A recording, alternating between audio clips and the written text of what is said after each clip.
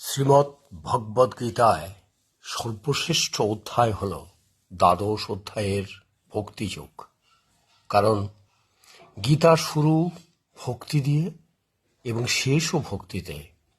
এই ভক্তিযোগের ১৩ এবং ১৪তম শ্লোকে শ্রী ভগবান বলেছেন, অদ্বেষ্টা সর্বভূতানাং মৈত্র করুণ এব চ নির্মম নিরঅহংকার সমদুঃখ সুখক্ষমে সন্তুষ্ট সততম যোগী যত আত্মা দৃঢ় নিশ্চয় ময়ি অর্পিত মৌন বুদ্ধি চ মদ ভক্ত সমে প্রিয়।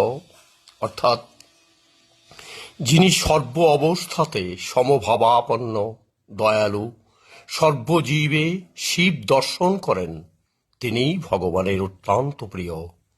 কাশীপুর উদ্যানপাটিতে এক মহারাজের শ্রীমুখ হইতে শ্রী শ্রী মায়ের জীবনে ঘটে যাওয়া একটি ঘটনা, যেটি মা স্বয়ং সকল শিষ্যকে বলেছিলেন। এই সত্য ঘটনাটি শোনার সৌভাগ্য আমার হয়েছিল। একদিন দক্ষিণেশ্বরের শ্রীমা ঠাকুরের দুপুরের সেবার অন্নভোগ পেরে ঠাকুরের আগমনের প্রতীক্ষা করছেন। ঠাকুর গেছেন গঙ্গা স্নান করতে। হঠাৎ মা লক্ষ্য করলেন কতগুলো পিঁমড়ে ভোগের গন্ধে আকৃষ্ট হয়ে অন্নভোগের দিকে এগিয়ে যাচ্ছে। শ্রীমা দুটো হাত দিয়ে ওই পিঁমড়েগুলো তাড়াতে গেলেন, কিন্তু মা দেখলেন ওগুলি পিঁমড়ে নয়, সব ঠাকুরের রূপধারী ছোট ছোট ঠাকুর। সেই ঠাকুরের মতো হাত নাড়তে নাড়তে অন্নভোগের দিকে এগিয়ে যাচ্ছে। ঈশ্বরের এই অদ্ভুত লীলা, ঠাকুরের এই অদ্ভুত লীলা দেখে মা স্তম্ভিত হয়ে জোর হাতে ঠাকুরের নাম জপ করতে লাগলেন।